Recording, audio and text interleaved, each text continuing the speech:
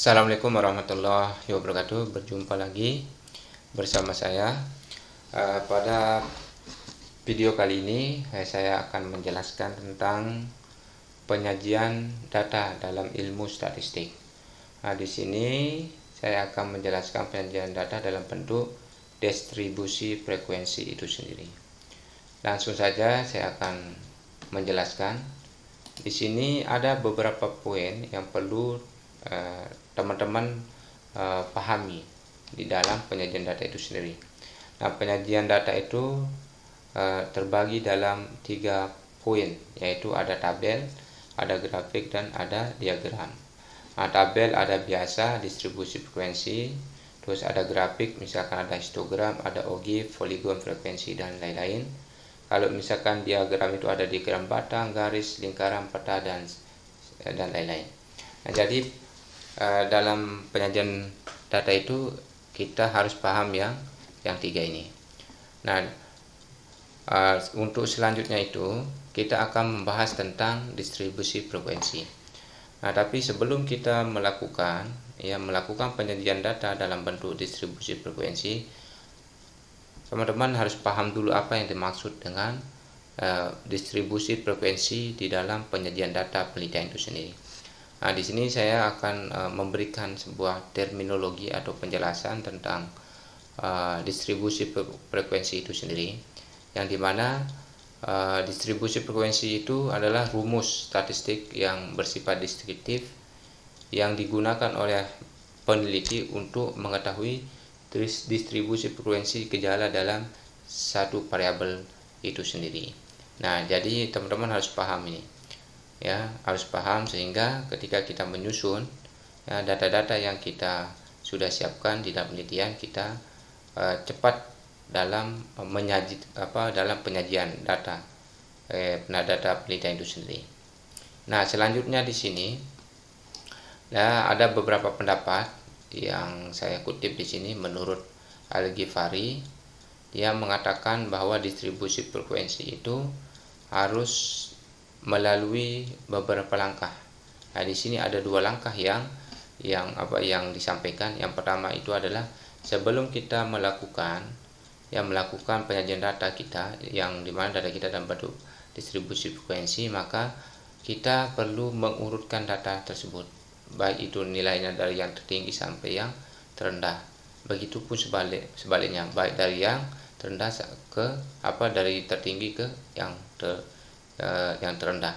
Yang selanjutnya itu adalah yang kedua, tentukan jumlah kelas yang akan digunakan pada tabel distribusi.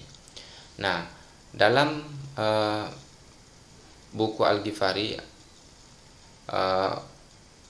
formula atau rumus yang sudah dibuat oleh Stargurts itu ada di sini.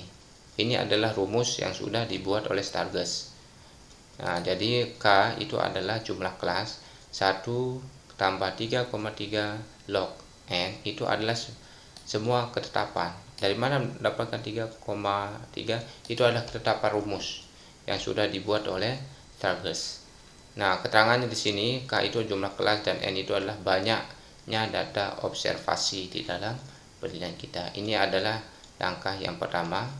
Yang selanjutnya yang perlu kita lakukan itu adalah menentukan rentang atau R dengan rumus R sama dengan D maksimal dikurangi D minimal. Nah, D-nya ini adalah data maksimal, jumlah data maksimal itu berapa dan minimal berapa, tinggal dikurangi. Nah, untuk menentukan banyak kelas dengan rumus P sama dengan R per bagi K. Nah, ini adalah untuk menentukan interval, teman-teman ya. Interval, maka di dalam penentuan interval itu tidak bisa kita sembarangan. Kita harus menentukan dengan rumus ini. Nah, saya akan memberikan sebuah contoh. Ini adalah gambaran singkat sebelum kita melakukan penyajian data yang dimana data kita itu adalah berbentuk distribusi frekuensi. Oke, di sini ada contoh.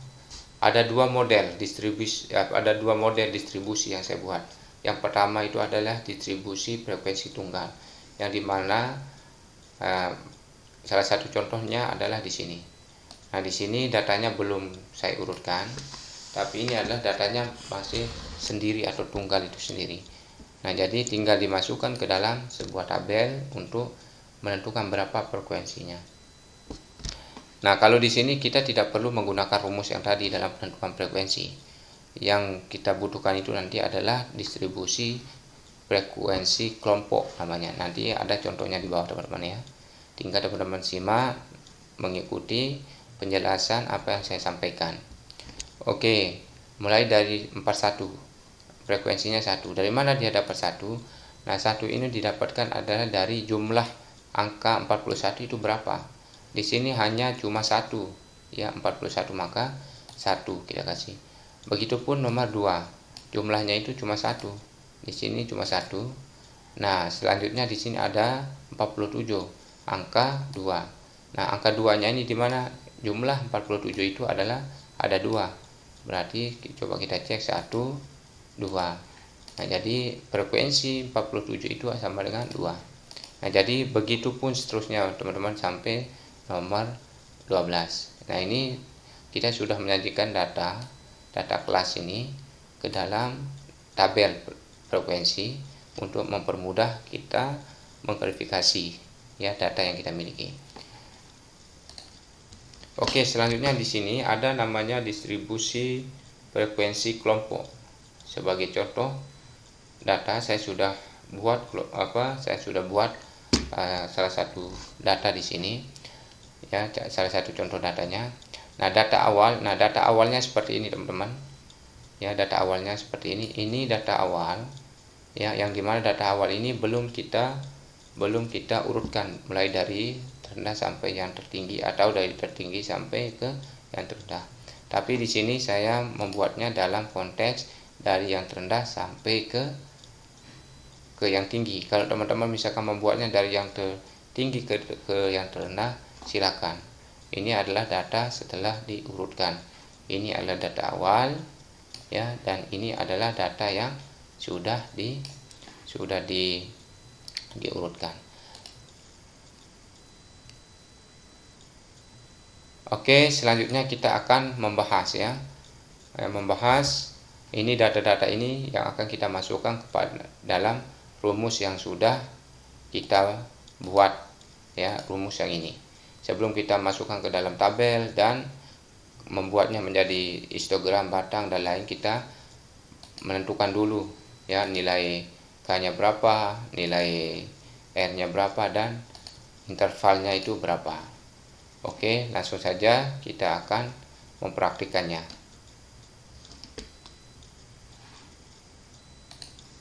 Nah, ini kita akan mempraktikannya ya, atau memasukkan data yang kita miliki itu ke dalam rumus yang sudah kita buat. Nah, di sini K sama dengan 1 tambah 3,3 log N itu sudah menjadi sebuah ketetapan rumus. Nah, tinggal kita masukkan ya langsung di sini. Nah, untuk log N ini adalah kenapa 27? 27 ini adalah jumlah data. Jumlah data dalam penelitian kita. Jumlah data yang seperti apa? Jumlah data yang ini teman-teman ini. Ya, jumlahnya ini adalah sebanyak 27. Maka tinggal kita masukkan di sini 27. Maka tinggal dijumlahkan log 27 itu sama dengan 1,43.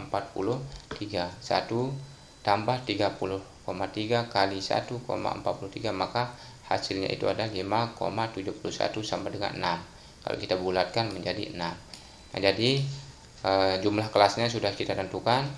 Nah, selanjutnya adalah data maksimal dikurangi dengan data minimal. Nah, data maksimal tadi itu adalah 90 dan minimal atau terendah itu adalah 41, maka hasilnya adalah 49. Nah, yang terakhir itu adalah menentukan banyak kelas atau interval. Ini yang kita akan gunakan di dalam penyusunan nanti pada tabel ya. Nah, V-nya itu adalah berapa V-nya? V-nya itu ya sama dengan 49 ya. V sama dengan R per K. Ya, R itu adalah 49 dan K itu adalah 6. Dari mana 6? 6 itu kita dapatkan dari sini. Oke, maka hasilnya itu adalah 8,16 sama dengan 8. Maka dalam penyusunan distribusi frekuensi kita kepada tabel, maka intervalnya itu adalah sebanyak 8, teman-teman. Oke, langsung di sini. Nah, di sini ya data yang kita akan masukkan. Nah, jadi 41 ini data paling terendah atau nilai paling terendah. Kita menggunakan interval 8 ya. 41 tambah 8 itu sama dengan 49. Maka berapa jumlah ya, berapa angka dari 41 sampai 49? Itulah yang disebut dengan frekuensi. Coba kita cek, kita hitung nilai 41 sampai 49 itu berapa angka. Di sini ini ada sudah 3, 41 sampai 49 itu sama dengan ada 3, maka saya tulis di sini 3. Sama juga 50 sampai 58 itu berapa angkanya? Ya, angkanya itu adalah kita hitung dari mulai 50 sampai 58. 1 2 3 4 5. Berarti 58 tidak ada, langsung ke 59. Maka frekuensinya itu adalah 5. Ya. Begitupun seterusnya, teman-teman. Nah, caranya terus kita mencari seperti yang dua ini. 59 sampai 67 misalkan. Di sini saya sudah tentukan frekuensinya ya, 59 sampai 67 ya. 59 1 2 3 4 5 6 7 8 sampai ini ya. Berarti ada 8. Ada 8 frekuensi ya, 59 sampai 67 ya, itu adalah 8, berarti sampai sini. 1 ya, 2 1 2 3 4 5 6 7 8, berarti ada 8 frekuensi ya. Nah, jadi sama seperti ini cara penentuan frekuensinya. Nah, jadi datanya kita sudah menentukan frekuensinya. Kita lanjut lagi ke tahap selanjutnya. Nah, kita akan menentukan yang namanya distribusi frekuensi kumulatif, yaitu kumulatif bawah dan kumulatif atas. Nah, bagaimana cara kita untuk menentukan frekuensinya? Ya, cara menentukannya itu adalah sama seperti kita menentukan frekuensi, ya. Nah, untuk menentukan kumulatif bawah itu, maka teman-teman di sini harus paham dulu ya. Saya sudah membuatnya. Kita akan menentukannya itu dari 49,5 yang ini ya, 49. Nah, kita buat jadi 49,5. Maka kurang dari, yang artinya berarti 49 ke bawah. 49 ke bawah. 49 ke bawah itu jumlahnya ada berapa? Ada 3 kan? Berarti di sini ada 3. Nah, selanjutnya itu adalah 58. Di sini 58 ke bawah. Itu berapa jumlahnya? Maka tinggal teman-teman jumlahkan. Yang ini 5 tambah 3 sama dengan 8. Begitupun selanjutnya 67,5 ke bawah. 67 ini berarti 8 tambah 5 ya, tambah 3 sama dengan 16 ya. Nah, selanjutnya 76 ke bawah. 76 ke bawah berarti yang dari sini 4 8 5 3 sama dengan 20. Begitupun 85,5. Di sini berarti kita ke atas, hasilnya itu ada 24, dan yang selanjutnya adalah 94,5 ke bawah. Itu maka kita jumlahkan semuanya. Yang ini maka hasilnya 27. Maka hasil yang ini sama ini harus sama. Ya. Oke, untuk selanjutnya untuk penentuan kumulatif atas, sebaliknya teman-teman ya, kita mulai dari 40,5. Lebih dari 40,5 itu berapa jumlahnya? Berarti dari sini. Berarti 40 itu berarti sampai sini. Ya, datanya sampai sini. Ya, 40,5 di sini kita ambil 40,5. Jadi nilai di atas 40,5 itu berapa banyaknya? Nah, banyaknya itu adalah dari sini. Kita jumlahkan. Yang ini semuanya maka hasilnya 27. Oke, untuk yang pertama sudah. Yang kedua 49. Nah, dari sini 49 ya ke atas, berarti 49 sampai 94 itu berapa jumlahnya? Berarti kita mulai dari sini 5 sampai 3. 5 sampai 3 ini 5, 8, 4, 4, 3 dijumlahkan, maka hasilnya 24. Nah, selanjutnya yang ketiga juga begitu, sama. Kita akan hitung dari 58 ya. 58,5 dari sini. Berarti kita akan mulai hitung nilainya itu adalah 8, 4, 4, 3. Hasilnya berapa? 9 dan seterusnya. Nah, jadi kita sudah menentukan ya, kita sudah mendapatkan nilai dari frekuensi kumulatif bawah dan kumulatif atas. Oke. Selanjutnya kita akan menentukan nilai distribusi frekuensi, proporsi, dan relatif. Nah, jadi kalau masalah data dan frekuensi itu tetap kita menggunakan yang awal ya, yang ini hasil dari sini kita tetap menggunakan. Nah, ini itu yang kita masukkan di sini. Nah, selanjutnya kita akan menentukan nilai proporsinya. Bagaimana atau dari mana mendapatkan 0,11? Nah, 0,11 ini didapatkan dari 3 dibagi 27, maka hasilnya 0,11. Sama juga 5 bagi 27, maka hasilnya adalah 0,18. Nah, itu cara kita untuk menentukan proporsi ya, distribusi frekuensi proporsinya. 8 dibagi 27 sama dengan 0,30. Oke, dan seterusnya. Nah, untuk yang relatif itu teman-teman sama, cuma yang ini relatif ini dikali dengan 100. Contoh 3 bagi 27 kali 100, maka hasilnya itu adalah 11%. 5 bagi 27 kali 100 ya, maka hasilnya 18%. 8 bagi 27 kali 100, maka hasilnya adalah 30%. Nah, jadi begitu teman-teman, tinggal dilanjutkan saja. Nah, jadi untuk distribusi frekuensi, proporsi, dan relatif sudah kita selesaikan. Nah, jadi semua yang sudah kita masukkan itu tinggal kita masukkan kepada tabel, kepada diagram batang atau histogram, poligon, dan seterusnya. Tinggal teman-teman masukkan ke dalam diagram batang atau poligon, pie chart, dan lain-lain. Nah, bagaimana caranya? Di sini saya sudah memberikan contoh. Oke, nah contohnya begini teman-teman. Dia akan, kalau kita masukkan ke dalam diagram batang, akan tampilannya seperti ini. Yang samping kiri ini adalah frekuensi, yang bawah ini ada intervalnya. Nah, 41 sampai 49 itu nilainya itu adalah frekuensi 3. Kan tadi ada 3 jumlahnya. Terus 58 sampai 50 sampai 58 intervalnya. Frekuensinya kan 5 sudah tadi.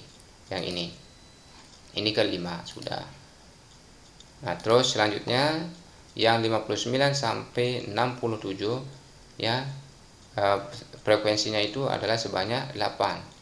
Ya, 8. Kita lihat apakah 8 di sini. Nah, ini 8. Jadi tinggal teman-teman masukkan saja. Nah, selanjutnya sama. Ya, sama, hasilnya semuanya sama sebenarnya.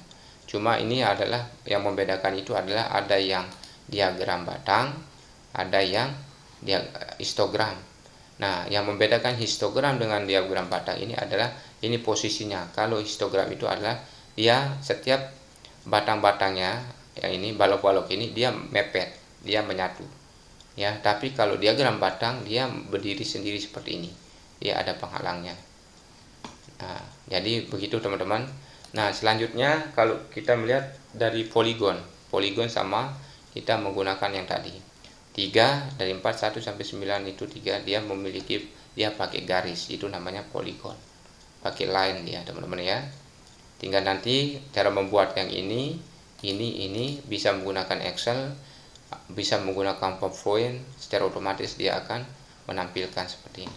Nah, selanjutnya adalah kita akan melihat nilai proporsinya ya, proporsi relatifnya dalam bentuk persen ini dengan menggunakan pie chart. Nah, di sini ada 11% ya, dari angka ini warnanya sudah ada Dari 41 sampai 49 itu 11%. Coba kita lihat ini. Nah, ini 41 sampai 49 itu 11%. Ya. Terus yang 50 sampai 58 itu 8%. Terus yang kuning ini 59 sampai 67 itu 30% dan seterusnya. Nah, ini adalah penyajian data dalam bentuk pie chart. Oke, yang terakhir yaitu kita akan penyajian data kepada OGIF, ya. Ada dua model OGIF naik sama OGIF turun. Tapi data yang kita masukkan ke dalam OGIF ini yaitu kita menggunakan kumulatif bawah sama kumulatif atas. Nah, yang pertama kita melihat OGIF naik. OGIF naik itu maka kita melihat dari bawah ke atas. Nah, data yang kita masukkan sehingga memunculkan ini, maka data yang ini teman-teman, kumulatif bawah. Mulai dari 3, ini kita masukkan di penyajian datanya. Ketika kita mau menyajikan dalam bentuk line dan pie chart dan lain-lain, maka tinggal teman-teman masukkan data ini sama ini, maka akan muncul OGIF. Nah, seperti ini. Mulai dari 3, di sini tidak ada 3, di sini tengah-tengah berarti ini ada 3. Ya, 3, terus di sini 8, ya. Ini yang 5 sampai 58, ya. 5 sampai 58 itu adalah 5.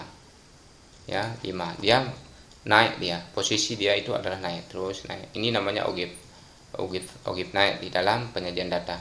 Nah, kalau OGIF turun itu kita menggunakan hasil dari kumulatif atasnya, ya, hasil dari kumulatif atas.